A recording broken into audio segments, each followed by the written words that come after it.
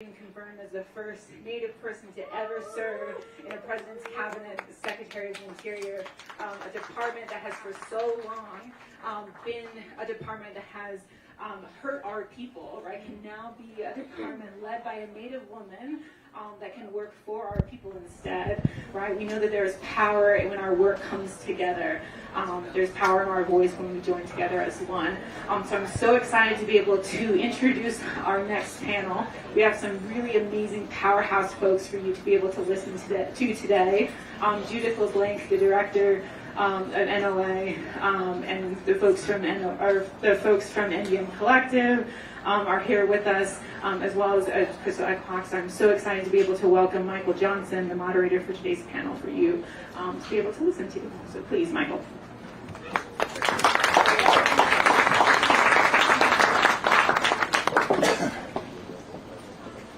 Dosha. How we turn this thing on? That's how you turn it on.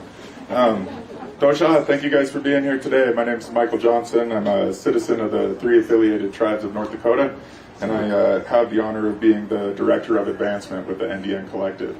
Today we're going to get into a conversation to discuss and talk about the current state of democracy and how it's not serving our people at the moment. We want to talk about some innovative ideas around new partnerships and how we can advocate and power build towards unity and seeing representation of our issues and our people in the government of this country.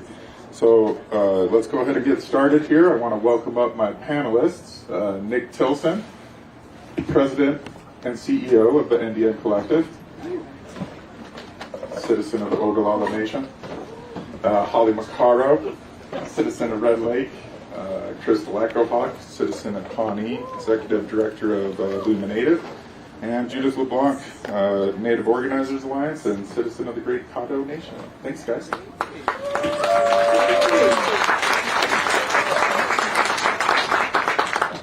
All right, we got a ton of stuff to cover here, and it's a lot of ground. So, Nick, I wanted to kick it off to you here, and kind of start off with a question. Just looking at the current landscape of American democracy, you know, there's a lot of disenfranchised people, especially natives, especially youth.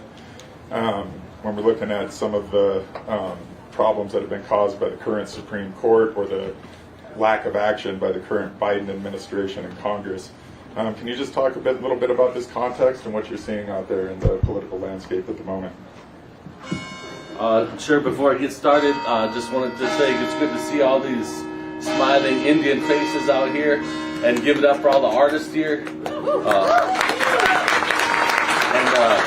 And if you haven't donated yet, whip your phone out and donate to IllumiNative. I just did about 2 minutes ago. So, but I think, you know, we're at a critical moment in history right now. You know, this so-called American democracy, we've known what it's done to rip apart, you know, much of our history as Indian people, and you're starting to see that happen in other, you know, places throughout society. And there's power to be had and power to be shifted in this moment. So as bad as things are, and as much as there is an uprising that is happening, I think that part of our work and a part of our moment is that we have to maintain the uprising, because prior to the death of George Floyd, prior to COVID, shit was not going good for Native people. Yeah. And so this whole thing of like getting back to normal, we got to stay away from that, you know, which means that we have to sustain this you know, moment of resistance, and we have to extend it in absolute every possible way. And so whether we think about all the different ways to build power, whether it be shifting resources, building new narratives, getting new people in office, we don't even have to be entirely bought into all of those systems in order to use them to shift power, to get land back into the hands of Native people, to start rebuilding our cultural systems, our food systems, our economic systems. And so I think we're at, you know, one of these historic periods of time that they're going to write history books about. Is the things that we're doing in this room and all the different things that we're here to talk about. So that's what I'm always thinking about. I'm always thinking about how we extending the resistance and how does that our extension of the current time that we're in create a ripple effect of change, because we're at a boiling point, but we need to keep it boiling. Thanks, Nick. Couldn't agree more, and I think you named off a handful of examples of pretty practical spaces where we could start building and coalescing some power and advocacy in our agency in our communities. Judith, it kind of dovetails into an idea I wanted to give you some time to expand on. But as your work at NOA doing grassroots organizing of Native communities across the country, can you talk a little bit about what strategies, tactics, and structures are needed to continue power building in this moment? Well, let's see. Well, first I want to start by saying it's so good to be in a room full of Indians, walking the streets, seeing too much silver. Oh my God. I'm in heaven. I've never been to Indian Market. So I am of the Caddo Nation, but I got a Boston accent, so yes, it's Indian Market. Get over it. I can't have it yet. Okay, everybody's over that now? Yes, this is true. So I want to start from the perspective of the Native Organizers Alliance, which has been around for over a decade. We were born out of mobilizing for the Indian Health Improvement Act, which was rolled into the Affordable Care Act. And the reason why we were born was because we know that there's only one way forward, and that is to bring our collective power together and make change happen. And the truth is, some people think organizing was discovered like Plymouth Rock by some white guys in South Chicago, Saul Alinsky. But no, we've been organizing since dirt. So we know something about organizing. We know something about governance. We're the only peoples that have a collectively owned land base that has been self-governed since the beginning of time. We know something about democracy. And that's the medicine that we're going to bring into this political moment. And in order to do so, the kinds of structures and the ways that we organize has to be premised on one basic truth. With our indigeneity intact, one basic truth, that everything we do must be a part of shifting power. If you write for a TV show, that's about shifting power. If you are painting, it's about shifting power, the content of what you do. If you are teaching in a kindergarten, you have to be thinking about shifting power. Why? Because from our framework, we are all in relationship with the natural world, but with each other. We know that. COVID was a big aha moment for the whole world to understand we're all in relationship. From Pine Ridge to Wuhan, we're all in relationship. So the kind of structures we need are not new organizations, not new coalitions, but investments. Investments in building out an ecosystem of collaboration between groups that are doing the real power building. That's the groups that are doing work on food sovereignty, that are creating new ways of meshing traditional medicine with Western medicine. We have to invest in the organizations and tribal entities in our communities so that every time they are doing their work, it's about power. So for example, at White Buffalo Calf Society at Rosebud, the oldest domestic violence center in Indian country. What happens? Women come there because their lives are in danger. When they register, when they begin the intake, they are asked, are you registered to vote? And if not, they get the opportunity to register to vote. We have to make everything we do related to shifting power. There's the power of those women to have influence on the policies of the state government and the federal government when it comes to murdered and missing Indigenous women is invaluable. So there has to be investments in the ecosystem that exists. We don't need new organizations or coalitions. We need to work where we're from and build the power every day. Couldn't agree more, Judith. Thank you so much. as we think about what it means to really break down the silos between these different things and really approach life in a more holistic approach where we can really deal with the muddiness and murkiness of what reality is in front of us, but recognizing that, you know, single issue voter engagement has been a strategy that's been deployed a lot and hasn't really shown up or done the numbers at the polls that we were promised. And when we start looking at a more integrated approach that meets people where they are and brings their issues to the forefront, people can see themselves in the agency of politics. And so thank you for that so much. Crystal, I wanted to turn to you because I think it kind of dovetails on, as Nick and Judith were talking, well, what is the urgency of this moment and what are we looking to prioritize and take action on right now? Damn, that's a long list right now. I mean, it's a lot, right? I mean, we talk about the threats to democracy, right? But as Nick said, this American democracy, right? But it's real. I mean, it is really real. And there's a sense that I think for everyone that we've been like sort of waded into this hot boiling pot of water where what we've begun to normalize in this country, right? From January 6th and all the like crazy shit that's happening, right? There's this, I think everybody's exhausted, right? So I think, you know, when we look at that, the urgency of that moment, but like, I mean, all these decisions rolling out of SCOTUS, you know, we all knew what was going to happen with Roe v. Wade. But man, when I got that text message that morning, I just broke down and sobbed. Because we took it for granted that it would never happen, even though we knew it was coming.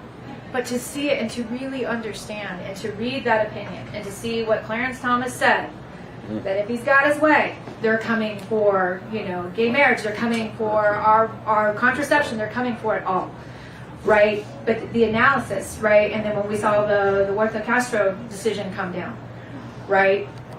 The first thing I mean, we all just kind of doubled over, and it's like, they're coming for the Indian Child Welfare Act. That's the next one, the Rakhine case this fall. They're coming for our babies. And I tell you, if you really go in, and I really suggest everybody listen to This Land podcast season 2, Rebecca Nagel really breaks it down, because the oil and gas industry, these interests, they have a legal strategy that they are working, and they are coming for tribal sovereignty, period.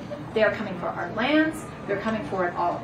So when we start to think about that urgency of the moment, and we sort of began to see all of this, but for the work that IllumiNative does, and as we're sitting back and looking at this, what constantly hits me is we're getting our asses kicked by the right in these culture wars, right? And we see these narratives just take off, right? To the point, I mean, it's just incredible. We just did the Indigenous Futures Survey, you know, earlier this year, and we had about 5,000 respondents from 49 states, all Native people. Guess how many people believed in the election results in 2020? Now, bear in mind, our people lean Democrat. Second big grouping is independents, you know, smaller, you know, Democratic Socialist, and then Republican. Only 61% of our people believe the results of the election in 2020. Of Natives, we lean that way, right? We lean to where, and it begins to how insidious, or we look at everything around COVID and the vaccines, and you really look at this. That is, to me, the urgency of the moment. Right, because either people are believing some crazy stuff. We've all had our aunties and relatives that we've had some crazy conversations, whether it's about elections or vaccines or COVID or whatever, right? But it's, you know, it's either really taking something out of our people, where people are just like, you know what, I'm tired. Our recent Indigenous Futures polling showed that our under 30s are over it. They don't want to turn out and vote in the midterm elections or in 24 because they're exhausted and they see all this stuff happening and they're like, see, voting doesn't matter. Because they're buying into this narrative. And we've really got to pay attention to that, right? We've got to really lean in, and I think for kind of, if you're progressive, center, whatever, we got to stop being so precious, right, about some of these things, because I'll tell you, the right is investing millions in culture wars and narrative and all of these things. They understand the power of it, and we have got to figure out, it's not just about narrative and storytelling, and this is what I always learned from Judith, right? It's the narrative has got to connect with the grassroots organizing, right, and with our tribal sovereignty, right, and the inside political game and all these things. And when we see that begin to happen, that's when we get the magic movement moments. That's how we got Standing Rock, right? That's how, when we look at the things that Indian Collective has been able to do, right, when we see what happened with Secretary Holland or Natives Vote, that's when these things come together. So to me, the urgency of the moment is not only looking at the threats, But we have to understand that it's the urgency of the moment is that we're not playing. It's all on the table right now. And it's not fear mongering, right? But it's getting real. And it's about getting focused and prioritized and understanding that these things need to connect with the organizing, the policy game, all of these things. And we've got to be working together, because if anything in the last 2.5 years have shown us, and also Standing Rock, when we come together, we have power. We are so powerful. But when we get into this game of where we get scarcity mindset and everybody's kind of doing that, things don't move forward. And the most beautiful big wins over the last few years is when we've had that abundance mindset and come together. Thank you so much for that. As you were mentioning, Secretary Holland, I was thinking we have more natives in professional agency positions than we've ever had before. We can sit around and critique things like the IRA or the J40, but there are initiatives that are out there trying to meet us somewhere. They're trying to meet us somewhere. Holly, as we're thinking about, as the federal government and agencies and Native professionals are making inroads into this, can you talk about the opportunities for new coalition building between grassroots and political insiders, and what it means to really get into some power politic broking for Indigenous people right now? Yes, Anin Buju, all of what we've just heard from these three is about taking back power. And part of that is having our people in those positions of power. And sometimes it feels as if they've bought into the structure, or to the structure that is working against us. When we see things come out of the Congress or the administration that don't meet all of our highest hopes, right? And going in, Deb Haaland knew, she's like, I'm not going to be able to make everyone happy. And, there were a bunch of us that said, and that's when we all have to stand up and be our loudest in support, because it could be, and this is never a motivation to vote, but it could be so much worse. And when I talk about, the structures and the organizing, we complain a lot about what the parties don't do for us, right? And this is just a little bit on the technical side, but we had some really frustrating, we had some really good candidates. We had Ginger Sykes-Torres in Arizona. We had Kai Kahele in Hawaii, Native Hawaiian. And so both of them lost their primaries. Well, Kai was running for a governor's primary, it was tough anyway, but he missed a filing deadline that made him ineligible for matching funds. And prior to missing that deadline, he had committed to not raising any other money outside of those matching funds. So that essentially took him out of the race, and we lost our fifth member of Congress. So we're down one. We can talk more about the others. Ginger Sykes-Torres,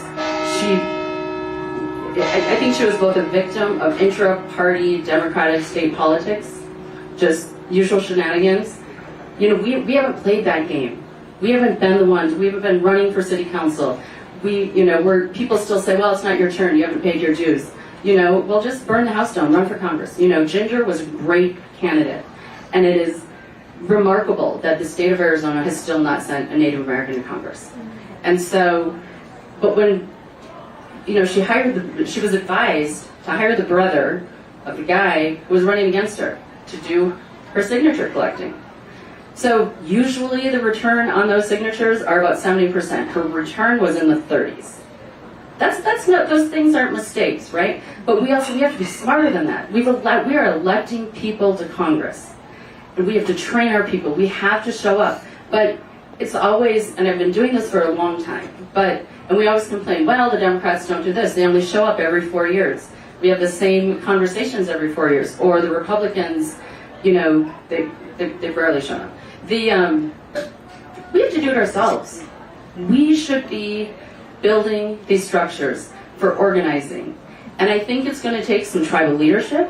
Do we do a roundtable in states that ensure that tribal leadership, that there's funds, that we have Native vote directors of our own choosing, not the ones that the state party decides to fund in July of an election year. But all of the off years, because that's when it matters. And that infrastructure that they never leave behind, that should be us building it. And I think we've just spent a lot of time complaining over the last 25 years. So I really do it, and it's part of, this is what this is about, right? What does the next 100 years look like?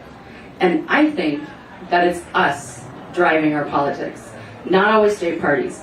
And as Crystal said, our politics tend to fall on the Democratic side, but we cannot get anything done in the Congress if we don't have friends on both sides of the aisle. And you don't have to agree with them on anything. You just want them to agree with you on Indian country issues.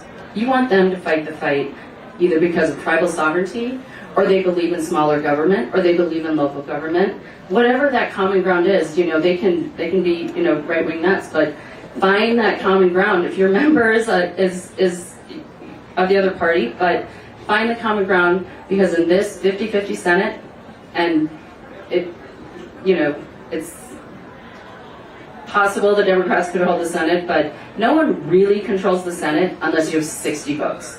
And that the Democrats have 50, no one's going to have 60 after the midterms. And the Democrats are going to lose the House. So we've got Republicans taking over in the House. It's going to be even harder to get things through. But in the long run, the political infrastructure of us building the power, we have to do it. Take that power, build our own parties. Don't rely on the Democrats or the Republicans.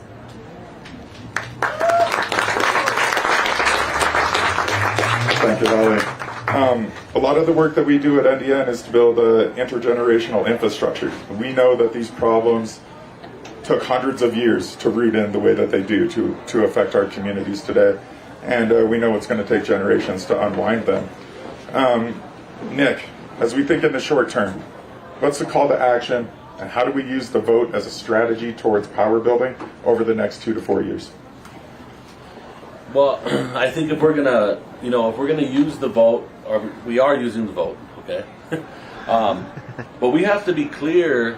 We have to be really clear that we are fighting for liberation, and our definition of what liberation looks like for Indian people, it has to be decided by us. It's not decided by politicians. It's not even decided by the politicians within our community. It's decided by every day what it looks like for us. And we're at a stage where our survival, what do you need to survive? Food, water, shelter, education, safety. We have to be thinking about those things and how we're providing those things to our people on our terms. Because everything that has happened to us throughout the history of our people has been taking the decision-making power from our people to make decisions about us and for us.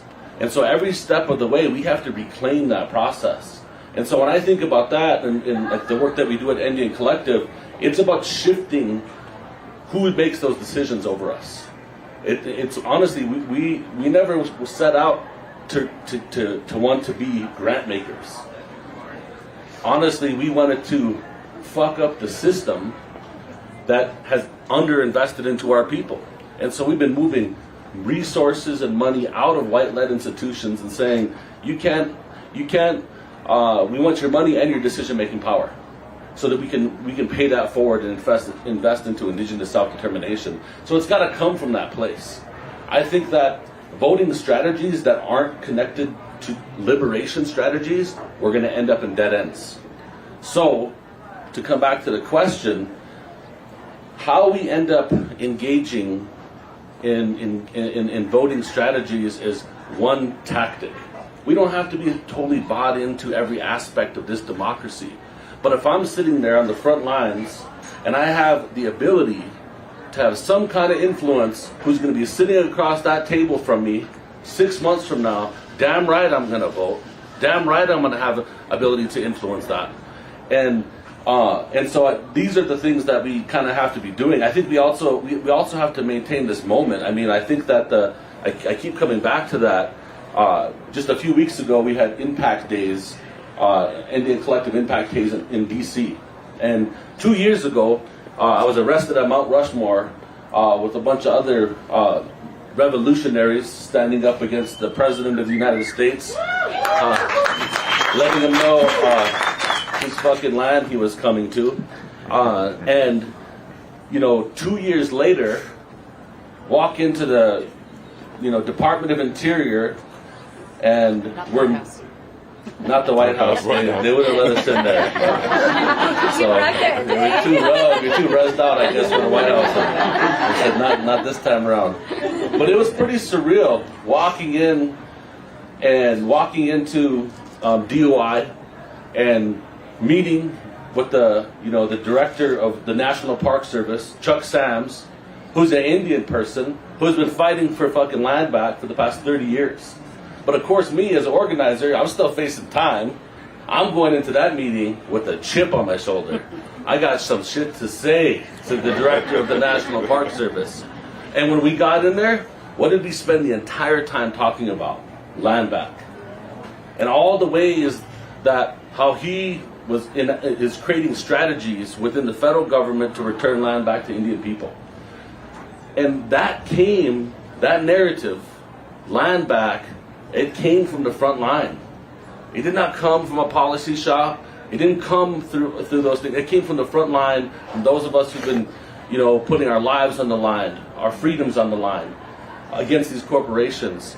And I think that tells me something, about this moment, is that our narratives, we can't just listen to the communications firms who tell us what's going to work and what's not going to work. In fact, when I was talking about, whenever I was launching Indian Collective, and as we started digging more into getting land back more out into the mainstream, all these communications firms told me it would never work. It would never work. I paid them a whole bunch of money to tell me it wouldn't work. And then by them telling me it wouldn't work, but every Indian person that I talked to was, hell yeah, I'm down with some land back. And so we have to lean into that. I mean, we have, those narratives come from blood, sweat, and tears. And so it's our opportunity in these moments to introduce these narratives to the world and have them be the starting point for what justice and liberation could look like.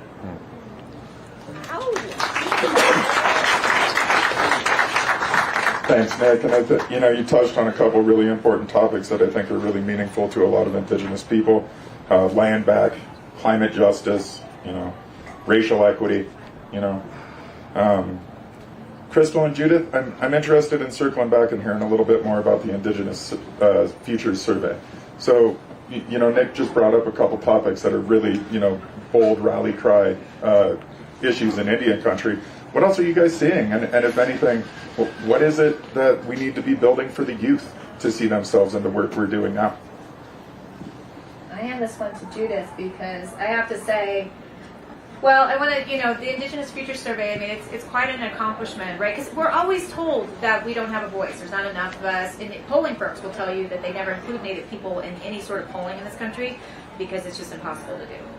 Well, guess what? We figured it out, and you know who really figured it out? It was Native Organizers Alliance, right? So that's where, Judith, I just really want you to first kind of talk about that, because NOA has invested in grassroots people to go out into communities. It's not enough to just go put a poll out on social media and think our people are going to participate, right? I mean, because we're not used to being asked what we think, right? Think about that. And that's what was so cool about Indigenous Futures. People were like, wow. I mean, we had elders. Like, some of our elders were like well into their 80s, maybe even early 90s taking it, but we also had young people. And the questions being about us. And the questions being about us. But I mean, really, I can't say enough about Native Organizers Alliance because they invested a ton of money, right, that Judith had to raise, to empower all these fellows all across the United States to go out into community and actually start conversation about why it was important. So I don't know, Judith, from your standpoint, what was some of the biggest things that you've seen come out of Indigenous Futures? Well, number one, we raised a whole bunch of money. Why? Because we want to pay the moccasins on the ground a living wage to go talk to their aunties and their grandmas and their relatives and the community and other organizations about the significance of Indian people speaking on behalf of ourselves. And the truth is that many say we are statistically insignificant, that they don't count us because there's not enough of us. But what the Indigenous Futures Survey has proven is that we are politically significant. That when you look at for instance, in 2020, in the middle of COVID, in the most infectious places in this country, we had the highest votes ever. Yeah. So in a place like Menominee County, where the Menominee tribe is, where we did the Indigenous Futures Survey and then followed up with voter engagement, we increased the vote in the last presidential election 23%. That was the most infectious county in that state. But why did people vote? Well, we found in the Indigenous Futures Survey in 2020 that over 80% of our people either look at the platform of a candidate or look at their voting record. We're a more educated electorate than the general population.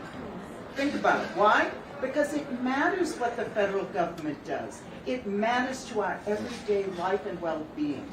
I also would say that I don't think either political party understood until 2020, and this survey proved to them, and we had to rattle their cages, and we had to rattle the cages of academics to show them that we are politically significant, because not only did we show in the survey that our people are thinking about the past, but we're thinking about the future. That we have ideas, we know what we need. And I think the power that we have in our communities is that there is an untapped reservoir of people who are not only not asked for their opinion, but they're not asked to get into the driver's seat and drive the change that we need. And in the course of doing the survey, we put moccasins on the ground in 9 states. We learned a lot about the fact that we can't go into our communities and ask silly-ass academic questions. You know, we've got to talk plain. We've got to talk like we do at the kitchen table. Secondly, we also can't have long-ass surveys. I can't even sit, and I know there are some surveyors in this crowd, but the truth is that we know that people are not going to sit for 45 minutes on a survey. So we need to ask the most important questions and move quickly to get that out there, to get the information out there. But I want to say that IllumiNative, as a narrative change organization, has really changed the game when it comes to thinking about narrative and who drives it. Because the truth is, as Nick was saying, it's not PR firms. Our people drive the narrative. So you look at Standing Rock. Some people say we lost. We lost there. The oil is flowing. But what we won there was the power of interrupting the dominant narrative of who we are in the 21st century. All over the world, they recognize who we are and what we're prepared to do to not only save our water, but to save the water of 17 million downstream in Missouri and on the Missouri River. What we were prepared to do on any given issue. We are able, because of the work of IllumiNative, to actually speak on our own behalf.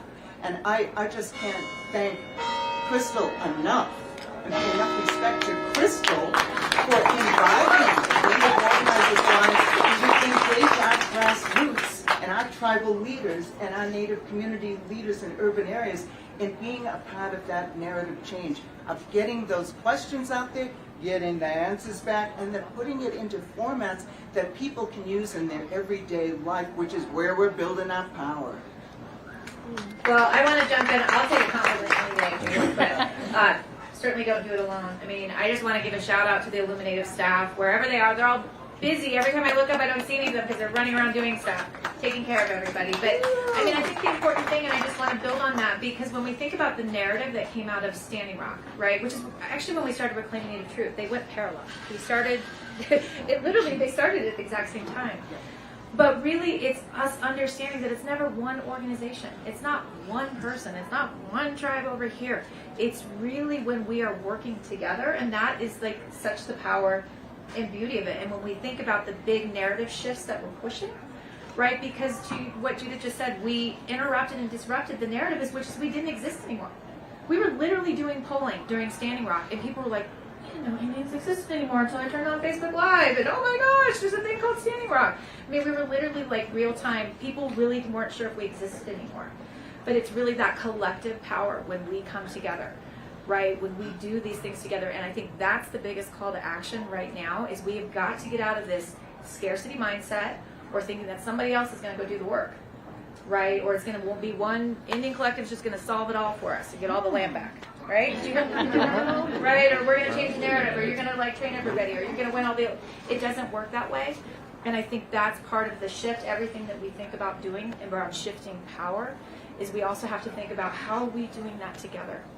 How do we really, we talk about relatives, right? We talk about how we're all related, but we've got to lean into that. Because the things that are on the horizon are really, really fucking serious. And it's going to take all of us, right? And it's not just going to be these people. We got to be looking at our young ones here. And I just, want to give a shout out because my daughter back there, we talked to Leah, she's one of these fellows that Native Organizers Alliance is giving an opportunity to learn how to organize, and we need to create more of those opportunities. And I just love the mantra, everything that we do, how is it shifting power? Right? How are we really, even if we're not overtly like organizing and working on something, like I think about all our TV people up here today, right? Like we all need to be collected and understanding that our work is connected and that together we can shift this. Earlier this week, I had the extreme honor of moderating a panel at NetRoots Nation. We were talking about unity power building with Asian American communities, Black communities, and Indigenous communities, because a lot of this work and the liberation that all of our organizations do rests upon a principle that none of us are free until everybody's free, and nobody's free until we, the American Indians, are free, right? So, Holly, I wanted to hear some thoughts about where you see some of those opportunities for cross-racial power building and what we can do with our brothers and sisters out there to push back against the white supremacist systems. Thank you, Michael. That would have loved to have heard that panel as well. I'll start with a little bit of what I think, Crystal, you said, Judith as well, Nick, and everyone working together. And we saw that come together. I think the scarcity mindset of like, I can't work with you because you're fighting for the same dollars I am to put money out in the field. And it really did feel like that for the last 25 years of cycles that I've been doing this, that there just wasn't the coordination. There was one group doing one thing, there was another group doing another. There was really no grassroots coordination with the political folks like me who are in DC, talking, and I did do field work, but I thought when we came together on Deb Haaland, and we shocked the political system in Washington, D.C., because there were folks who wanted to be Secretary of Interior, because there are folks, even Democrats, who are like, we need someone friendly to oil and gas in there, or we need somebody who's going to do X for us. And it was a fight. It wasn't as easy as maybe, the newspapers, it took a little bit, but I mean, Tom, Udall wanted it. There were other, Heinrich wanted it. There were a lot of other people who were pressing a lot of buttons. And and all of us came together for me, it was when the misogyny came through, when they're like, oh, she made salsa, said nothing about leading the state party, about being a lawyer, about being a single mother, about being homeless, about all the work that Deb had done, but then just really amping up all the work that, some of the males who were also in the running for this, and thought, oh, hell no, we are not letting this go down. And I think it was the four of us, five of us, we started convening these. It started out as weekly, and then it came, by the end it was daily. And we were all touching base, like, Nick, what is Indian Collective? What is that voice doing? What is the action on the ground? And how can we press those buttons with the highest levels of leadership, with Speaker Pelosi and others that so we knew we were doing no harm. And that was our credo. That was what we said, do no harm. And so building that power, and in combination with other communities, because who the group that is so powerful on the Hill that I've watched over the years is the Latino community. Those guys, they are, when they see an opening in an office, they call, they put it out on their network. Hey, there's an LD position open in this spot. Who's got somebody who can put their name in, and who can write a resume, a letter of support. That network is what we need to create on the Hill as well. We haven't done that. But the opportunities to partner on things, because there is a recognition that the first people of this country, we can't go out and fix things in the world if we're not doing right by the first peoples of the United States. That's us. So there's huge opportunity and sensitivity to that. You hit the nail on the head, Michael. Michael, can I just say one thing? Please. When we talk about our framework, the way we think about the world and our relationship to all things in the world, it's not simply with the natural world, but it's with things like the economy, social movements. And the truth is, I don't think Standing Rock would have happened the way that it did unless Black Lives Matter had happened. And the Fight for 15, the fast food workers, and the dreamers, the undocumented young people who were sitting in and risking arrest, they helped to create an atmosphere in this country, interrupting the narrative, that created the conditions for us to see ourselves in a position to do the same about a crisis problem we were facing. And so Nick was talking about this in the beginning. There's a new normal in this country. There are normals, unfortunately, that exist, and they are changed constantly because life is constantly changing. That's what we know from our ancestors. But the truth is that most people in this country understand that if there's something very wrong going on, you need to get out in the street. You need to say it loud. You need to say it proud. 1/3 of the population went into the streets. 1/3 of the total population of the United States went into the street after George Floyd was murdered. 1/3. If all of them voted, we would be electing some kick-ass grassroots people to Congress, but they didn't.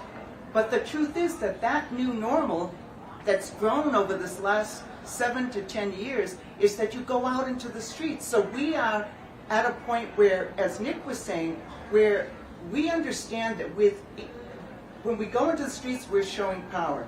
When we vote, we're showing power. Because elections don't solve things. They don't.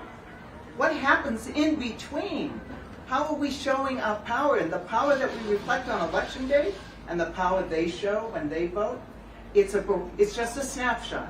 And so, Deb, we caused serious turmoil in the transition team. You know why? Because in 2020, we had the first Native presidential candidates form. They had never considered talking about community, the two parties, but we put in front of their face 7 states. The Indian vote controls the outcome of 77 electoral votes. You either come to this forum and speak to us, or you're going to miss a critical part of the electorate. After we did that and then turned out in the most infectious places in this country in large numbers, they knew who we are and that they owe us. That's power. They knew that they owed us, right? So when we got together and we said, we want Deb, how are we going to do it? We had to go back to the grassroots. We got 19,000 people to sign a petition, a couple of hundred tribes sending letters to the transition team. That's never happened before in U.S. history. And it created turmoil because people said that was she qualified. But the truth is they owed us. They owed us. And then when the hearing was going on, we generated 40,000 letters to the Senate. 40,000 letters. No one has ever done that for any nomination. Period. Full stop.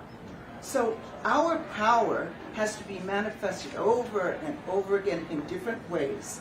And it cannot happen. We're not going to achieve sovereignty tribe by tribe. That's not what's going to happen. It's going to be about system change. It's when we have a more deeply democratic political system and a more deeply democratic economic system that ensures that our treaties are met. And we can't do it alone. We need people organizing and doing narrative change work and leading with our values in every community. We're not the only ones with values. We look in the Black community, the Latino community. They are going through the same transitions we are, but we got to do it for ourselves, like Holly said.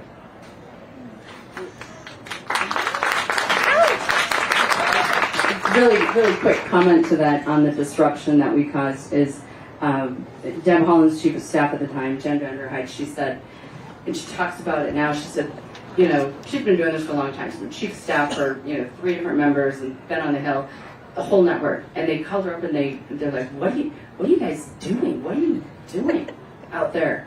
And she said, we're not doing anything. Indian country is doing. It wasn't Deb leading this, it wasn't Jen, it was all Indian country rising up. Just one comment. I know we got a panel, But just during that period of time, I remember getting a call from somebody who was advising the transition team, and I was like, just like whenever we decided that we were going to coordinate this effort, I was like, well, you got to let Indian Collective fucking be who Indian Collective is. 'Cause we're going to go hard. And I remember getting a call from one of the advisors in the transition team, and literally the first thing they said was, Nick, we get it. You guys aren't going anywhere.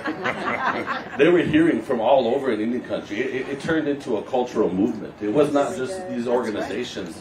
It turned, it was way beyond these organizations. It turned into a cultural movement. The kids were making memes. It was a part of, what was happening. And I think, like, and there was some hard stuff. I mean, when the stuff started coming out, we had to take the patriarchy head on, because it was trying to shut Deb down. So I went hard at some of the other proposed candidates and other folks, and really hard, because it wasn't because I had personal vendettas, but I was like, we gotta expose this. And I remember I knew I was in trouble when Congressman Sharice Davids called me and she said, Nick. And in those moments, we got to express how important it is to have a matriarch leading the Department of Interior. And that we're going to go to the absolute ends of this, because it represents a power shift. Yeah, that's right.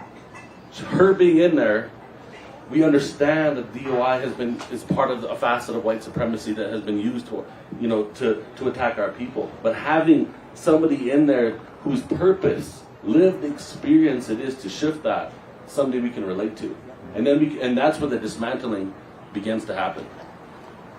Okay, I get to say my favorite Deb.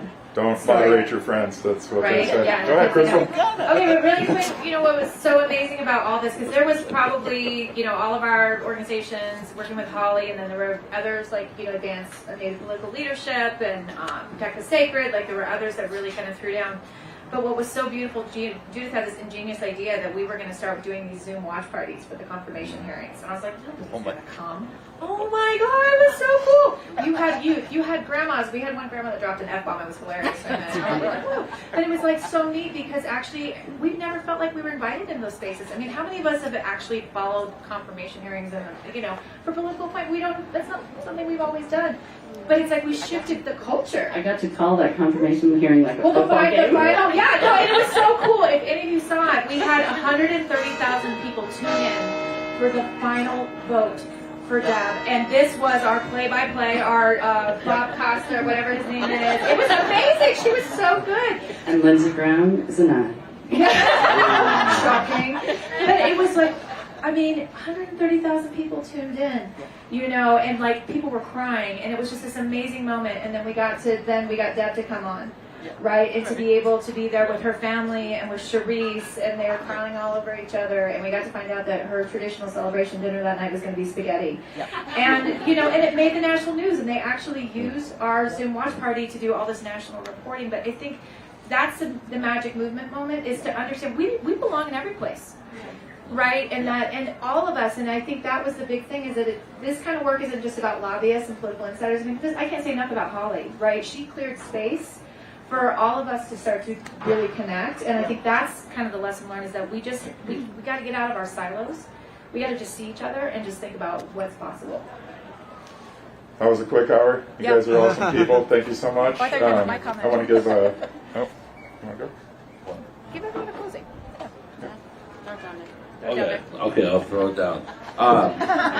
Okay, so here's a question, and I've been posing this question throughout Indian country over the past couple years, and I want you to think about it for a minute. And this question is actually me and my brother, Mark Tilsen Jr., debating. He's always challenging me on everything, but debating, and we posed this question. And the question is, is it possible? Is it possible that the best days of Indigenous people are actually in front of us and not behind us? I mean, think about that. For every single thing that our people once had and where we're at now, to ask that question to us, as survivors of the oppression of our people, it is important that we ask that question. Because if the answer to that question in our hearts and in our minds and our spirit is yes, then it invokes action today. It invokes we have a responsibility today. And so that question, I ask us to continue to ask that to ourselves in a real way. You don't have to answer it right away. Pray on it. Think about it. Go to your elders about it. Because the reality is, and for me, I already figured out what the answer is. And my answer is, hell yeah, the best days of our people are in front of us and not behind us. Those bells are like, I didn't run this hard all day. brother, I think you set something up. How many people think the best days are in front of us?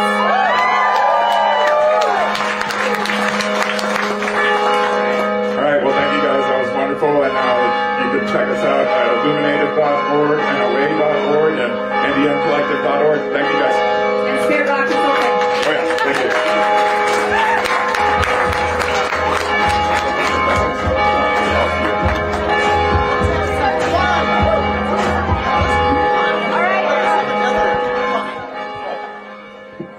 Okay, everybody, so that is a wrap on our panels. But we're still open for another 30 minutes, so eat, drink, be merry. Tomorrow we will be back open tomorrow at 10 a.m. We have an amazing lineup of panels including on climate justice and film and so much more, so please come back. Thank you.